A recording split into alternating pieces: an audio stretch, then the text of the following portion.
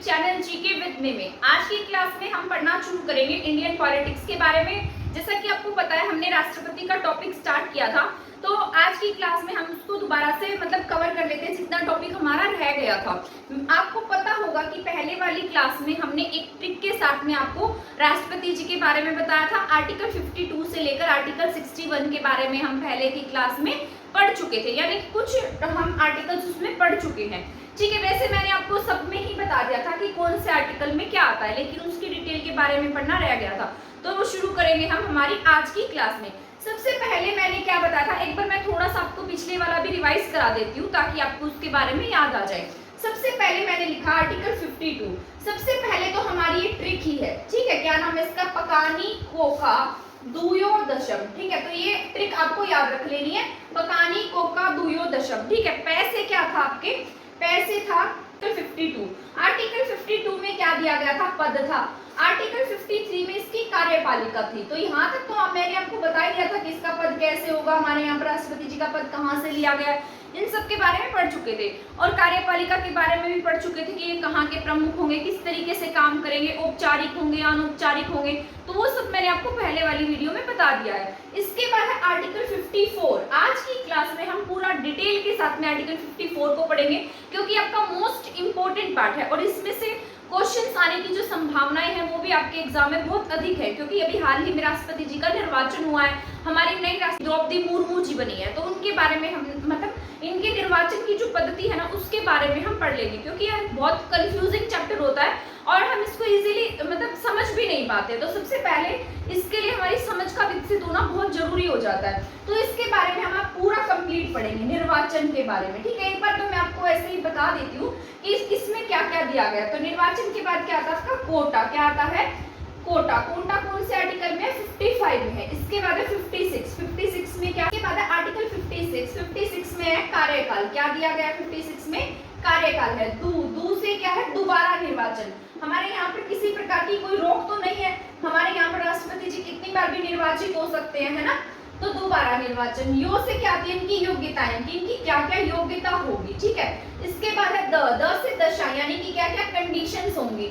इसके बाद है शपथ। श से क्या होगा, शपथ। आर्टिकल 60 में, मैं से है इन पर महाअभियोग, इन पर क्या लगाया जा सकता है, महाअभियोग। तो ये कौन से आर्टिकल में है, आर्टिकल 61 में। ठीक है, तो मैंने यहाँ पर सारा का सारा कंप्लीट लिख दिया है। सबसे पहले मैंने लिखा आर्टिकल 52, आर्टिकल 53, आर्टिकल 54। 52 में पद दिया गया है, 53 में कार्यपालिका है, 54 में क्या है, निर्वाचन आता है, और इसमें क्या है आपका 55 में कोटा दिया गया है। इसके बाद 56 में क्या है, कार्यकाल है। 57 में आता है दोबारा निर्वाचन, यानी कि दू से यो से योग्यता, द से दशा, श से शपथ, म से महाअभियोग। महाअभियोग आर्टिकल 61 में। तो यहाँ ये जितना भी हमारे आर्टिकल्स रह गए उनके बारे में कुछ आर्टिकल्स के बारे में आज की क्लास में और कुछ आर्टिकल्स के बारे में आगे की क्लासेस में हम पढ़ लेंगे, ताकि आप इसमें बोर भी ना हो और आपको ये अच्छे से समझ में भी आ जाए। तो शुरू करते हैं निर्वाचन से लेकर। ठीक है, वैसे आपको पता होगा कि जो हमारे यहाँ पर राष्ट्रपति जी हैं इनका निर्वाचन किया जाता है, इनकी नियुक्ति नहीं होती है। नियुक्ति हमारे यहाँ किसकी होती है, प्राइम मिनिस्टर की। अब आप पूछेंगे कि इनकी नियुक्ति किस प्रकार होती है, हम तो इनको इलेक्शन से बनाते हैं। जिस तरीके से आपके यहाँ पर क्या किसका इलेक्शन होता है, एमपी का होता है। हमारे यहाँ क्या बनते हैं, एमपी बनते हैं, है ना। हम प्रधानमंत्री के लिए तो नहीं, प्रधानमंत्री की पोस्ट को तो वोट नहीं देते ना, एमपी को वोट देते हैं। पहले हम क्या बनाते हैं, एमपी बनाते हैं। बाद में इनमें से जो भी बहुमत दल का नेता होता है या जिसे ज्यादा वोट मिलते हैं, तो उसे क्या कर देते हैं, बाद में नियुक्ति करते हैं प्रधानमंत्री की। उन्हीं में से क्या कर दी जाती है, नियुक्ति की जाती है। परंतु राष्ट्रपति जी का क्या होता है, राष्ट्रपति जी की पद के लिए क्या होता है, इलेक्शन होता है, यानी कि इनकी पोस्ट का क्या होता है, इलेक्शन होता है। सबसे पहले ऐसा कहा जाता है ना कि राष्ट्रपति जी का एक कैंडिडेट खड़ा किया जाता है, अलग अलग पार्टियों से वो खड़े किए जाते हैं ना, और फिर बाद में इनका इलेक्शन होता है। ठीक है, तो आपसे अगर पूछा जाए कि बताइए राष्ट्रपति जी का निर्वाचन होता है या इनकी नियुक्ति होती है, तो इनका क्या होता है, इलेक्शन होता है, निर्वाचन होता है, प्रधानमंत्री की क्या होती है, नियुक्ति होती है। तो ये बहुत इंपॉर्टेंट पॉइंट है, आपको याद रखनी है। तो अब सवाल आता है कि इनके जो इलेक्शन होता है ना उसमें कौन कौन पार्टिसिपेट कर सकता है या कौन कौन वोट दे सकता है, क्या हम उन्हें वोट दे सकते हैं या आप उनको वोट दे सकते हैं, तो ऐसा नहीं है। मैं एक बार इसको इरेज कर देती हूँ, यहाँ पर अच्छे से समझा देती हूँ।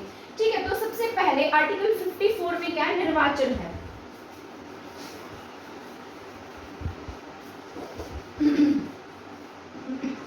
तो सबसे पहले आर्टिकल 54, ठीक है। अब आपको यहाँ पर लिखा हुआ याद आ रहा होगा ना, पकानी, पैसे क्या था पद, कैसे क्या था कार्यपालिका, और नए से क्या है निर्वाचन है। निर्वाचन किसमें आता है? आर्टिकल 54 में।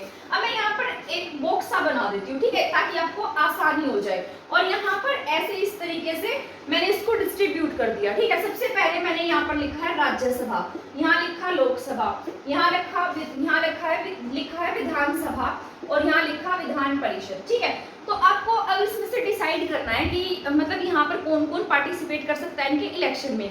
हम और आप इसमें इलेक्ट नहीं कर सकते। ये यहाँ पर जो भी इलेक्शन होता है ना, मतलब जहाँ राष्ट्रपति के इलेक्शन में जो भी लोग वोट देते हैं वो यही होते हैं, ठीक है। तो ये तो नहीं होंगे इसमें, विधान परिषद के सदस्य इसमें नहीं होते हैं। मैं आगे आपको बताऊंगी कि क्यों नहीं होते हैं, ठीक है। तो यहाँ पर कौन कौन इसमें इलेक्शन में पार्टिसिपेट कर सकता है? लोकसभा के सदस्य, राज्यसभा के सदस्य और विधानसभा के सदस्य, ठीक है। तो ये तीनों इसमें क्या करेंगे? राष्ट्रपति के इलेक्शन में पार्टिसिपेट कर सकते हैं, वोट दे सकते हैं, क्योंकि इन्हें कौन भेजता है? हम भेजते हैं, है ना। तो हमने इनको डायरेक्ट भेजा है किसको? लोकसभा के सदस्यों को, क्योंकि हम क्या करते हैं? इनको इलेक्ट करते हैं। इसके बाद में विधानसभा में हम एमएलए को इलेक्शन मतलब इन्हें वोट देते हैं, है ना, और वो आगे इन्हें वोट देते हैं। मतलब हमने तो प्रत्यक्ष रूप से, डायरेक्ट रूप से क्या किया है? इलेक्शन किया है ना, डायरेक्ट रूप से हमारा वोट दिया गया है। और ये क्या बनाए गए हैं? डायरेक्ट रूप से बनाए गए हैं, लोकसभा के सदस्य, विधानसभा के सदस्य, ठीक है। परंतु ये जो वोट होता है ना, ये वोट फ्री किसे देते हैं? आगे वोट दे देते हैं, किसे? राष्ट्रपति जी को, या आगे किसी भी उपराष्ट्रपति जी को, है ना। तो इनका इलेक्शन कैसे हो जाता है? इनडायरेक्ट हो जाता है। हमने तो प्रत्यक्ष रूप से चुनाव किया है ना, क्योंकि प्रत्यक्ष रूप से हमने वोट डाला है, और ये क्या करते हैं? आगे इन्हें वोट देते हैं। तो ये कैसा इलेक्शन हो जाता है? अप्रत्यक्ष, ठीक है। तो आपसे एग्जाम में ऐसा भी पूछा जा सकता है कि बताइए राष्ट्रपति जी का जो इलेक्शन होता है वो प्रत्यक्ष होता है या अप्रत्यक्ष होता है? तो उनका इलेक्शन कैसा है? अप्रत्यक्ष है, ठीक है। इसमें कौन कौन पार्टिसिपेट कर सकते हैं? अब इसमें राज्यसभा, लोकसभा, विधानसभा के सदस्य इसमें पार्टिसिपेट कर सकते हैं, यानी कि ये वोट देकर जब इनका इलेक्शन होता है संसद में, पार्लियामेंट में, तब ये क्या करते हैं? राष्ट्रपति जी को वोट देते हैं, और वोट देकर ही हमारे देश के राष्ट्रपति बनाए जाते हैं, निर्वाचित किए जाते हैं। तो इसमें राज्यसभा के सदस्य आते हैं, लोकसभा के सदस्य आते हैं, और विधानसभा के। अब मैंने यहाँ विधान परिषद लिखा है। आप सभी को पता है कि हमारे भारत में पूरी मतलब पहले 7 विधानसभाएं थी, लेकिन अब कितनी विधानसभा है? हमारे यहाँ पर 6 विधानसभाएं, है ना। सभी जितने आपके राज्य है, हर राज्य में तो आपकी विधान परिषद नहीं देखने को मिलेगी आपको, है ना। हर जगह क्या होती है? विधानसभा जरूर होती है, लेकिन विधान परिषद नहीं होती है। हमारे 20 की 28 स्टेट्स में आपको क्या देखने को मिलेगी? विधानसभा देखने को मिलेगी। विधान परिषद वहां बनाई जाती है जहाँ ये सिफारिश करते हैं संसद को कि हमें यहाँ पर मतलब बहुत ज्यादा काम है और हमारे यहाँ के सदस्य इतना काम नहीं कर सकते हैं, हमें और मेंबर्स की जरूरत है। तो ये क्या बना देते हैं? अपने यहाँ पर विधान परिषद का गठन कर लेते हैं अपनी मतलब यहाँ पर संसद में कहकर, ठीक है। तो इसमें कौन कौन पार्टिसिपेट करता है? अब इसमें बात आती है राज्यसभा की। राज्यसभा में आप सभी को पता है कि जो 12 सदस्य होते हैं ना, वो कैसे होते हैं? मनोनीत होते हैं, ठीक है। 12 सदस्य मनोनीत होते हैं, और इन मनोनीत सदस्यों को कौन मनोनीत करता है? अपॉइंट करता है राष्ट्रपति जी, अपॉइंट करते हैं, है ना। इन्हें कौन अपॉइंट करता है? राष्ट्रपति जी। तो इसीलिए 12 के 12 सदस्य जो होते हैं वो राज्यसभा के इलेक्शन में क्या नहीं करते? पार्टिसिपेट नहीं करते। इसमें केवल वही सदस्य पार्टिसिपेट करेंगे जो इलेक्टेड है, मतलब जिन्हें इन विधानसभा के मेंबर ने भेजा है। यानी कि आप सभी को पता है, मैंने आपको पढ़ाया भी हुआ है कि जितने भी एमएलए हैं वो सभी क्या भेजते हैं? अपनी स्टेट से, मतलब अपनी स्टेट को रिप्रेजेंट करने के लिए राज्यसभा में क्या भेजते हैं? मेंबर भेजते हैं, ताकि वहां के लिए, वहां अपने एरिया के डेवलपमेंट के लिए क्या कर सके? आवाज उठा सके, ठीक है। तो इसमें से जो 12 सदस्य होंगे वो क्या नहीं करेंगे? इसमें पार्टिसिपेट नहीं करते हैं। तो ये आपको याद रखना है। एंग्लो इंडियंस तो अब चलो नहीं है, पहले एंग्लो इंडियंस थे, परंतु अब तो सरकार ने क्या किया? एंग्लो इंडियंस को खत्म ही कर दिया है, उनके आर्टिकल को खत्म कर दिया है, ठीक है। तो उसके बारे में हमारा इतना पढ़ना जरूरी भी नहीं है। वैसे मैं बता देती हूँ कि एंग्लो इंडियंस कौन थे, क्योंकि अब तो मुझे ही लगता है कि एंग्लो इंडियंस के बारे में नहीं पूछा जाएगा, क्योंकि जो एंग्लो इंडियंस है ना, ये सरकार ने क्या किया? इनकी पोस्ट को खत्म कर दिया। पहले जैसे 1-1, 2-2 जितने भी एंग्लो इंडियंस बनाए जाते थे, अब नहीं बनाए जाते। विधानसभा में 1 होता था, लोकसभा में 2 होते थे, है ना, पर अब नहीं है ये। तो एंग्लो इंडियंस वो है जिस प्रकार से पहले हमारे यहाँ पर क्या था? अंग्रेजों का राज था, यानी कि जो यूरोपियंस थे, बाकी और अमेरिकन, ऑस्ट्रेलियन, इस तरीके से लोगों को काउंट नहीं करना है। सिर्फ हमारे यहाँ यूरोपियन को हम काउंट करेंगे, क्योंकि यूरोप के लोगों ने ही हमारे यहाँ पर क्या किया था? राज किया था। हमें उनकी कॉलोनीज थे, जैसे ब्रिटिशर्स की, फ्रेंच कॉलोनीज, पुर्तगीज हमारे यहाँ पर आए थे। तो अलग अलग यहाँ पर क्या थे? लोग शासन करने के लिए हमारे इंडिया में आए थे। तो उन्होंने क्या किया, उन्होंने हमारे जो इंडिया की औरतें थी ना उनसे क्या कर ली, शादी कर ली थी। और शादी करने के बाद इन्होंने क्या किया, जैसे हमारा देश आजाद हुआ, यानी कि जब ये छोड़ कर गए हमारे इंडिया को, तो इन्होंने यहाँ पर शादी कर ली, इनके बच्चे भी थे, यहाँ इनकी पत्नियां भी थी, तो उनको छोड़कर यहाँ से भाग गए थे। तो अब ये जो यहाँ पर इनकी जो पत्नियां थी, इनके बच्चे थे, यही आगे जाकर क्या कहलाए, एंग्लो इंडियंस। क्या कहलाइए, एंग्लो इंडियंस। ठीक है, तो आपको इसमें कंफ्यूज नहीं होना है। कभी आप अगर आपसे एंग्लो इंडियंस के बारे में पूछा जाए और अमेरिकन लिख दे तो आप उसे टिक कर दें। यहाँ सिर्फ यूरोपियन आएगा, है ना, जो यूरोपियन थे, यानी कि जिनके फादर क्या थे, यूरोप से रिलेटेड थे, और उनकी महिलाएं यानी कि उनकी मदर क्या थी, इंडिया की थी, और ये बच्चे कहाँ के, इंडिया ओरिजिन के होंगे, क्योंकि वो इंडिया में रह गए थे। तो ये क्या कहलाए, एंग्लो इंडियंस कहलाए। ठीक है, तो एंग्लो इंडियंस भी इसमें पार्टिसिपेट नहीं करते हैं, और इसमें 12 सदस्य जो राज्यसभा से निर्वाचित हैं वो भी इसमें भाग नहीं लेते हैं। इसमें कौन कौन पार्टिसिपेट करता है, राज्यसभा के सदस्य, लोकसभा के सदस्य और विधानसभा के सदस्य। तो ये आपको याद रखना है, कौन कौन इसमें पार्टिसिपेट करेगा। राज्यसभा के सदस्य पार्टिसिपेट करते हैं, लोकसभा के सदस्य पार्टिसिपेट करते हैं, और विधानसभा के सदस्य पार्टिसिपेट करते हैं। यानी कि जिस तरीके से हमारे यहाँ पर जो एमएलए हैं वो सभी क्या करेंगे, वो भी राष्ट्रपति जी के इलेक्शन में पार्टिसिपेट करते हैं। ठीक है, अब आता है यहाँ पर दो आपकी यूनियन टेरिटरी और है, उनके बारे में भी मैं बता देती हूँ। आपकी दो यूनियन टेरिटरी ऐसी हैं जहां पर क्या बनते हैं, सीएम बनते हैं, है ना। एक दिल्ली है और एक क्या है, आपके पौंडुचेरी है, दिल्ली प्लस पौंडीचेरी। तो अब दिल्ली प्लस पौंडीचेरी दो क्या है, आपकी यूनियन टेरिटरी है, जहां पर क्या बनाए जाते हैं, सीएम बनते हैं। अब यहाँ पर सीएम बनाने की जरूरत क्या पड़ी, आप सभी सोचेंगे कि और यूनियन टेरिटरीज में तो सीएम नहीं है, तो यहाँ पर ही क्यों बनाए गए। अब आप यहाँ पर ध्यान दीजिए, जिस तरीके से ये दिल्ली है ना, दिल्ली में क्या हो जाता है, मतलब अब कोई भी काम होगा, मतलब केंद्र सरकार संभालती है, वैसे जहां पर सीएम नहीं होते वो काम कहाँ जाते हैं, केंद्र सरकार भी। अब दिल्ली की पॉपुलेशन भी बहुत ज्यादा है ना, और पौंडुचेरी में भी ऐसा लगा लीजिए कि बहुत ज्यादा काम होता था, तो जितनी भी शिकायतें होती थी ना वो सभी सेंटर में पहुंच जाती थी, है ना।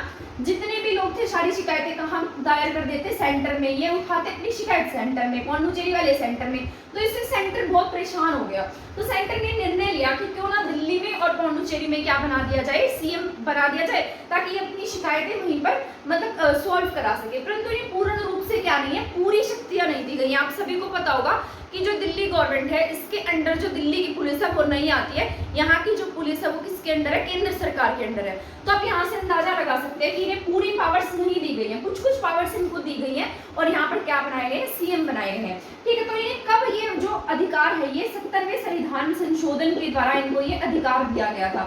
हमारे संविधान में क्या किया गया, अमेंडमेंट किया गया, और उस अमेंडमेंट के दौरान ही जो हमारे ये मतलब दो विधानसभाएं हैं, दिल्ली प्लस पौंडुचेरी, यहाँ के जो लोग थे, ये मतलब यहाँ के जो मेंबर्स हैं वो क्या कर सकते हैं, राष्ट्रपति के चुनाव में भाग लेते हैं। ठीक है, तो दो क्या हो गई, हमारे यूनियन टेरिटरी हो गई, दिल्ली प्लस पौंडुचेरी। कौन से संविधान संशोधन से 70वें। तो यहाँ पर मैं एक बार नोट डाउन कर देती हूँ कि कौन से यहाँ पर क्या है, एरिया है, मतलब कौन से लोग हैं या कौन से मेंबर है जो क्या कर सकते हैं, इनके इलेक्शन में पार्टिसिपेट कर सकते हैं। सबसे पहले मैंने क्या लिखा था, राज्यसभा, इसके बाद में लोकसभा, लोकसभा के साथ विधानसभा इसमें पार्टिसिपेट करती है। ठीक है, और इसके साथ और कौन पार्टिसिपेट करता है, इसमें 3 हमारे हो गए। इसके बाद दिल्ली प्लस पौंडुचेरी। ठीक है, तो 5 जगह ऐसे हैं, और इसमें से 12 सदस्य पार्टिसिपेट नहीं करेंगे, इसमें एंग्लो इंडियंस पार्टिसिपेट नहीं करेंगे। ठीक है, क्योंकि एंग्लो इंडियंस तो है ही नहीं। तो वैसे भी मैं आपको बता देती हूँ कि अब तो एग्जाम में पूछ भी ले। तो सबसे पहले राज्यसभा के सदस्य, फिर लोकसभा के सदस्य, विधानसभा के सदस्य, दिल्ली प्लस पौंडुचेरी के सदस्य इसमें पार्टिसिपेट करते हैं। इसमें 12 सदस्य एंग्लो इंडियंस ये पार्टिसिपेट नहीं करते, बाकी और जितनी भी आपकी यूनियन टेरिटरी है वो पार्टिसिपेट नहीं करती। विधान परिषद जो है वो भी पार्टिसिपेट नहीं करती है। ठीक है, तो ये आपको याद रख लेना है। इसके बाद मैं आपको आगे बताती हूँ कि अब हम बात करते हैं कि जो राष्ट्रपति जी का इलेक्शन होता है वो कौन सी प्रणाली से होता है, इनके लिए कौन सी पद्धति का प्रयोग किया जाता है। ठीक है, जैसे इनका जो वोट होता है ना, उसका नाम है एकल संक्रमणीय आनुपातिक प्रणाली। ठीक है, इसको इंग्लिश में भी बता देती हूँ मैं। ठीक है, सबसे पहले मैंने लिखा है कि इनका जो इलेक्शन होता है वो किस तरीके से होता है, उसका आधार क्या होता है, उनका नाम क्या है। कई बार तो सीधा ऐसे एग्जाम में ही पूछ लेता है कि बताइए जो राष्ट्रपति जी है उनका इलेक्शन किस तरीके से किया जाता है, कौन सी प्रणाली से उनका इलेक्शन इलेक्शन होता है, ठीक है। वैसे तो गुप्त प्रणाली से होगा क्योंकि उसमें बताया नहीं जाता ना किसने किसको वोट दिया है, ऐसे पर्ची के माध्यम से वोट होता है ना। जैसे हमारे यहाँ पर जो एमपी के इलेक्शन होते हैं, एमएलए के इलेक्शन होते हैं, उसमें मशीनों का प्रयोग किया जाता है, मशीन के थ्रू वोट डाले जाते हैं, परंतु यहाँ पर ऐसा नहीं है। यहाँ जो वोट होते हैं वो कैसे होते हैं, पर्ची के माध्यम से होते हैं, ठीक है। आज भी पर्ची के माध्यम से ही वोट यहाँ पर दिए जाते हैं। तो यहाँ पर क्या होगा, एकल संक्रमणीय अनुपातिक प्रणाली, इनके वोट देने की प्रणाली क्या है, एकल संक्रमणीय अनुपातिक प्रणाली है, सिंगल ट्रांसफरेबल प्रेफरेबल वोट इनका नाम है, ठीक है। तो ये आपको याद रखना है। ये अब होता क्या है, मतलब इसका मीनिंग क्या है, क्योंकि बहुत सारे बच्चों को समझ में नहीं आता है। अब मैं आपको एग्जांपल देकर समझा रही हूँ कि हमारे यहाँ पर 3 इंसान है, ठीक है। एक ए है, मतलब कैंडिडेट है जो राष्ट्रपति के इलेक्शन में खड़े हैं, ठीक है। एक का नाम ए है, एक का नाम बी है और एक का नाम क्या है, सी है। जिस तरीके से अब मान लो इन्हें वोट दिया गया, सबसे पहले जो भी वोट देने आता है एक एमपी आया, ठीक है, उसने इन्हें वोट दिया पहले नंबर पर, इसको 2 दे दिया और इसको तीसरे नंबर पर। मतलब हमें ना यहाँ पर सिर्फ एक इंसान को वोट नहीं देना होता है, यहाँ जो वोट दिया जाता है ना तीनों को दिया जाता है। और वो कैसे दिया जाएगा, सीरीज में। जिस तरीके से आपसे अगर ऐसा पूछा जाए, बताइए आपके घर में से आपका सबसे फेवरेट मेंबर कौन सा है ना, तो आपको क्या करना होगा, सबको एकदम सीरीज में बताना होगा कि हाँ फर्स्ट नंबर पर मुझे ये पसंद है, सेकंड नंबर पर मुझे मेरी बहन पसंद है, थर्ड नंबर पर मुझे मेरे भाई पसंद है ना। तो इस तरीके से होता है। तो सबसे पहले आपको बताना होगा आपका मोस्ट फेवरेट पर्सन, जिसे आप पहले नंबर पर रखना चाहते हैं। तो यहाँ पर इन्होंने मान लो ये एमपी है कोई एक्स, ठीक है, इन्होंने इसे वोट दिया और इनको ये जो ए है ना वो फर्स्ट नंबर पे पसंद है, यानी कि इनको ये पहले नंबर पर पसंद है। और इसने बी को वोट दिया 2, यानी कि इसको ये बी है ना वो सेकंड नंबर पर पसंद है। और थर्ड इसको लगा कि ठीक है, तो थर्ड नंबर पर मैं इसको सी को रख देता हूँ। इसके बाद एक और एमपी आया जिसका नाम था वाई, उसने ए को वोट दिया 3, इसको ये बहुत ज्यादा पसंद नहीं है, ये इसको लास्ट नंबर पर रखना चाहता है, तो इसने क्या किया, इसको थर्ड नंबर पर रख दिया। इसके बाद इसने बी को फर्स्ट नंबर दिया, क्योंकि ये बी का ऐसा मान लीजिए कि बी का फ्रेंड है और ये चाहता है कि बी क्या बन जाए मेरा, मतलब बी ही राष्ट्रपति बने। तो इसने बी को क्या दिया है, 1 नंबर पर वोट रखा, 1 नंबर पर रखा। इसके बाद इसको रखा सेकंड नंबर पर, ठीक है। तो ऐसे कर हम किसी को भी फर्स्ट नंबर पर रख सकते हैं, जरूरी नहीं है कि ए फर्स्ट नंबर पर है तो उसको ए मतलब 1 नंबर पर ही रखना है। तो फिर ये आया जेड ने फिर से वोट दिया, जेड ने इसे 2 नंबर पर रखा, इसे 3 पर और इसे 1 पर रखा। फिर एक और इंसान आया जिसका नाम था, इसका कुछ भी नाम लगा लीजिए, अब एक्स वाई जेड लगा लीजिए, ठीक है। तो ये इसने इसको रखा है फर्स्ट नंबर पर, इसको सेकंड नंबर पर और इसको क्या रखा, सेकंड नंबर पर रखा है, ठीक है। तो अब आप इनके वोट गिनिए, सबसे पहले जो काउंटिंग होगी ना वो फर्स्ट नंबर की होगी। ऐसा देखा जाएगा कि पहले स्थान पर कौन इसमें से पहले स्थान पर है। तो अब आप यहाँ पर देखिए, यहाँ ये एक बार मैं यहाँ चेंज कर देती हूँ क्योंकि इसको आपको सेकंड चरण में भी समझा दिया जाएगा, ठीक है। अब जैसे यहाँ पर इसको 1 वोट मिला, इसको भी क्या मिला है, 1। अब इसको कितने एक मिले हैं, 2 एक मिल गए। इसको कितने एक मिले हैं, यहाँ पर भी इसको कितने मिल गए, 2 एक मिल गए हैं। यहाँ पर 1 नंबर पर क्या है, ये 1 ही है, ठीक है। तो ये क्या हो जाएगा, इस लिस्ट से बाहर हो जाएगा। अब आपको इन दोनों में से चुना है। वैसे तो हमारे यहाँ पर जो मतगणना होती है ना वो पहले फेज में ही कंप्लीट हो जाती है। ये ऐसे कंडीशंस मैं आपको बाद में बताऊंगी, यहाँ 2 ही लिख देती हूँ, इसको बाद में समझाऊंगी। जैसे यहाँ पर 2 है और इसके पास 2 मतलब इसको 2 लोगों ने पहले स्थान पर रखा है और इसे एक ही स्थान पर रखा गया है, ठीक है। और इसको भी एक स्थान पर रखा गया है क्योंकि यहाँ पर इसको हाईएस्ट वोट मिल गया है, तो बाद वाले तो मैटर ही नहीं करते हैं। तो यहाँ पर हाईएस्ट वोट इसे किसे मिला, ए को। तो ए क्या बन जाएगा, हमारा प्रेसिडेंट बन जाएगा, क्योंकि इसे सभी एमएलए और एमपी ने क्या किया है, सबसे अधिक वोट दिए हैं।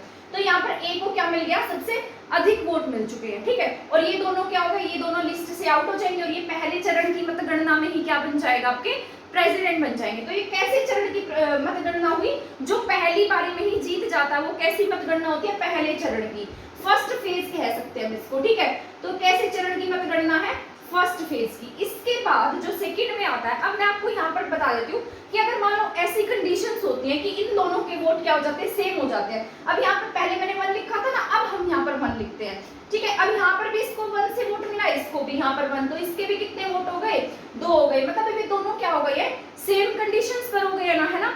तो ये जो बी सी वाला ये लाइन से निकल जाएगा और इसके जो वोट होंगे ना वो एक मतलब अनुपात में क्या होंगे, इन दोनों में डिवाइड कर दिए जाएंगे, ठीक है, इन दोनों को दे दिए जाएंगे। अब जो इलेक्शन होगा वो किनके बीच में होगा, ए और बी के बीच में होगा, ठीक है। अब दूसरे चरण की मतगणना में सेकंड फेवरेट पर्सन ढूंढा जाएगा, क्या ढूंढा जाएगा, सेकंड फेवरेट, यानी कि अब जो दूसरे नंबर पर ज्यादा रहा है ना उसे देखा जाएगा। यहाँ पर इसे दूसरे नंबर पर कितने लोगों ने रखा है, एक ही इंसान ने रखा है, ठीक है। यहाँ पर भी एक इंसान ने, मान लो हमने यहाँ 2 लिख दिया है, 2 है यहाँ, ठीक है।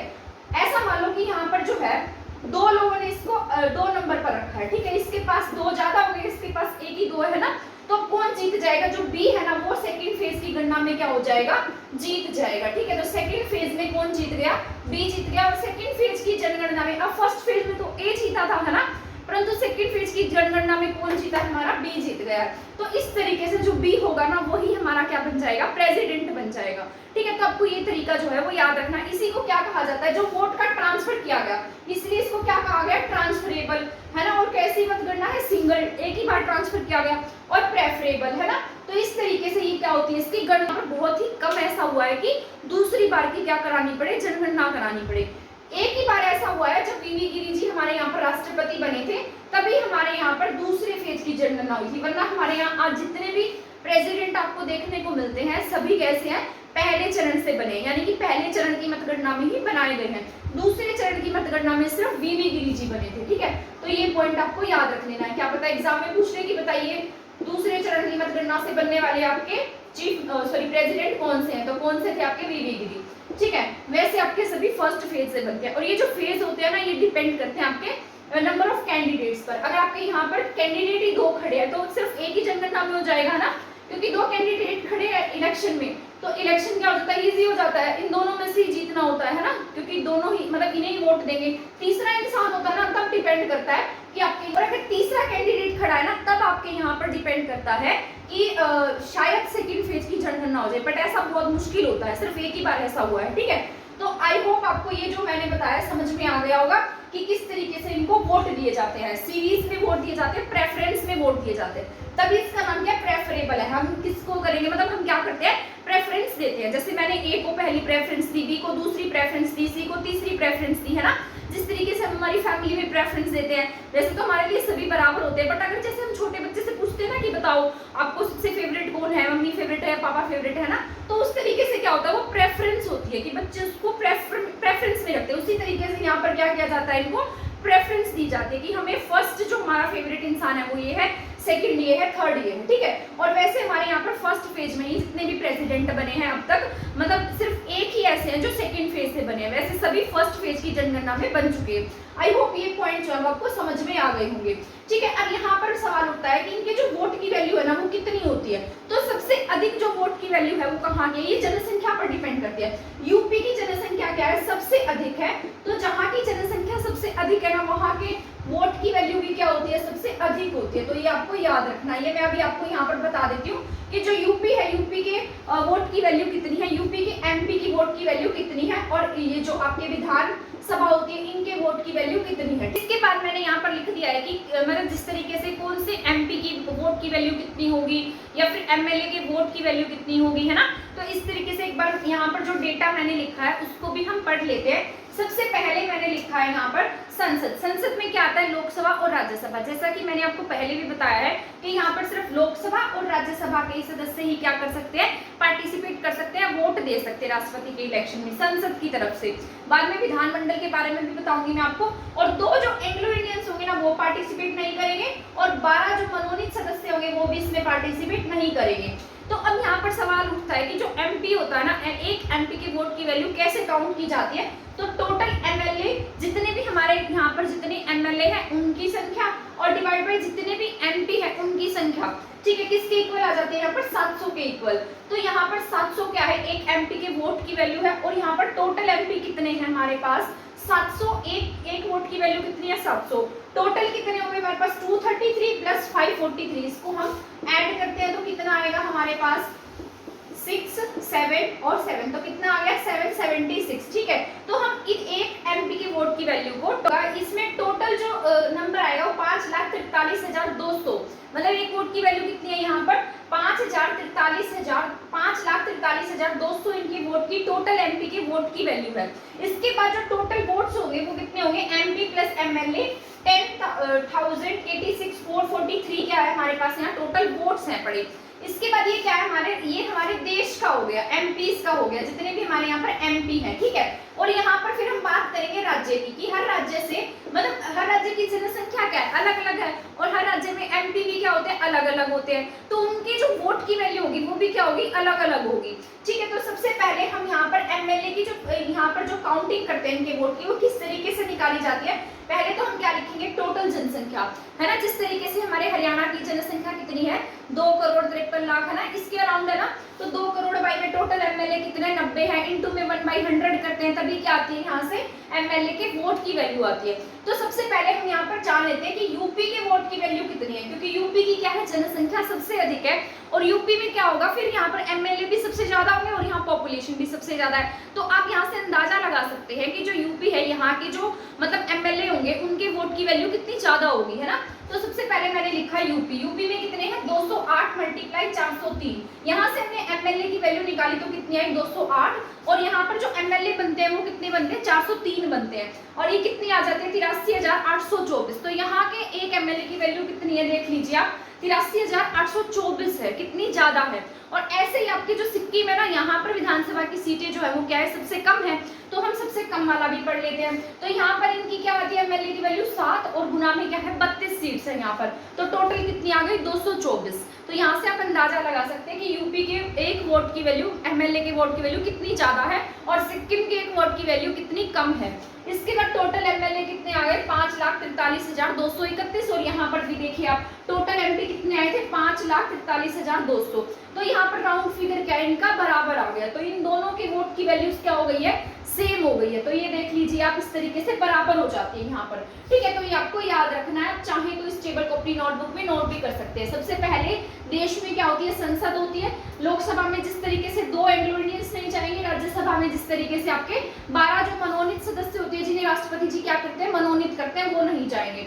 एमपी के जो वोट की वैल्यू वो निकाली जाती है total MLA divide by total MP कितना आता है 700, फिर इसको मल्टीप्लाई कर दिया जाता है इन दोनों के ऐड से, तो यहाँ से कितना आ गया 5,43,200। इसके बाद इसके टोटल वोट्स फाइंड आउट किए हमने। इसके बाद में जो राज्य है उनकी बात करते हैं। विधानसभा के सदस्य विधान परिषद के सदस्यों को हम नहीं लेते हैं, हमारे यहाँ पर क्या 28 स्टेट है, इनके साथ साथ दिल्ली और पौंडुचेरी भी शामिल होते हैं, इनके वोट की वैल्यू भी यहाँ पर काउंट की जाती है, ठीक है। तो एमएलए की जो मतलब यहाँ पर यूपी के एमएलए की जो यहाँ पर हमारे पास वोट आया था 208 गुना में 403 कितना आ गया टोटल 83,824। इसके बाद सिक्किम में क्या है सबसे कम, इनके वोट की वैल्यू कितनी है 224 है। टोटल एमएलए कितने हो गए 5,43,231 और यहाँ पर कितनी है 5,43,200। तो राउंड फिगर इनका क्या आ जाता है बराबर बराबर आ जाता है, ठीक है। आई होप आपको इनका जो निर्वाचन है वो अच्छे से समझ में आ गया होगा। नेक्स्ट क्लास में मैं आपको आगे बताऊंगी। आज की क्लास में हम इतना ही कर लेते हैं क्योंकि आई थिंक आपके लिए थोड़ा सा बोरिंग चैप्टर ना हो जाए, क्योंकि बहुत कम बच्चों को समझ में आता है, परंतु ये हमारे एग्जाम के पॉइंट ऑफ व्यू से भी बहुत जरूरी होता है, तो इसको हमारा पढ़ना उतना ही इम्पोर्टेंट है, ठीक है। आगे जो हमारे आर्टिकल रह गए हैं उनके बारे में सारे कंप्लीट आर्टिकल के बारे में हम नेक्स्ट क्लास में पढ़ लेंगे। उसके बाद उनकी जो उनकी विधायी शक्तियां हो गई हैं, जैसे आपातकालीन शक्तियां वीटो पावर्स है ना, कौन से राष्ट्रपति कब कितने समय के लिए रहे थे, तो उन सब की टेबल भी हम कंप्लीट पढ़ लेंगे। आई नो कि जो राष्ट्रपति का टॉपिक है वो काफी लेंथी है, पर धीरे धीरे करके पढ़ लेंगे तो हो जाएगा, ठीक है। आई होप आपको मेरी ये क्लास पसंद आई होगी। अगर आपको मेरी क्लास पसंद आती है तो प्लीज मेरे चैनल को सब्सक्राइब करना और मेरी वीडियो को शेयर करना ना भूलें। आज की क्लास में हमारा इतना ही था, आगे इसी तरीके से और क्लासेस देखने के लिए हमारे चैनल के साथ बने रहें। थैंक यू, धन्यवाद।